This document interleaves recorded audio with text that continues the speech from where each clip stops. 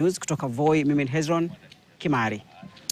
Na tusalie katika eneo hilo la Pwani ambapo maandamano ya amani yalishuhudiwa katika mji wa Malindi kwenye kaunti ya Kilifi leo hii, ambapo viongozi wa kidini, mashirika kutetea haki za kibinadamu pamoja na wanaharakati wanaopinga matumizi ya dawa za kulevya waliungana pamoja wakipaza kilio chao cha mihadarati ama madhara ya matumizi ya mogoka katika kaunti za Pwani.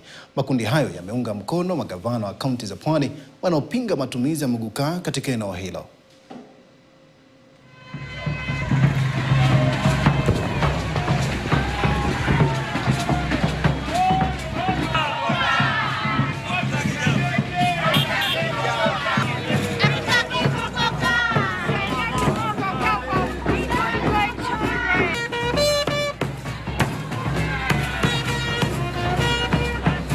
Leo tuko hapa kwa ajili ya maandamano hapa mjini Malindi kupiga vita mogoka ambao ni mmea umeathiri sana vijana wetu.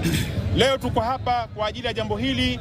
Tungeomba rais atusikize kilio chetu hiki, watu wa Malindi na Kilifi County kwa jumla na Pwani vile vile, kwa sababu tumeona hasara ya mogoka. Na yeye ndiye kiongozi wetu wa nchi ambaye yeye anatuongoza vizuri.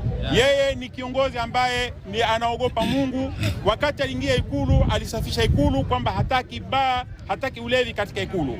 Na sisi watu wa Kilifi County tumesema hatutaki ulevi katika miji yetu. Hatutaki mogoka. Kwa sababu mogoka tumeona ile hasara ya vijana wetu namna walivyoharibika. Vijana wadogo wanaendelea kuharibika. Kila siku vijana wanakosa akili, wanakuwa wenda wazimu. Na ukasema wewe ni mcha Mungu, iwaje leo unageuka wana Kilifi na wana Pwani? Mbona unasema mogoka ni halali? Mogoka sio halali. Na kama unasema mogoka ni halali, isafu kule State House. Sisi kama watu wa Kilifi hatutaki mogoka. Mchana mzima, usiku mzima, asubuhi akiinuka hajalala vizuri, anataka tena kula mogoka.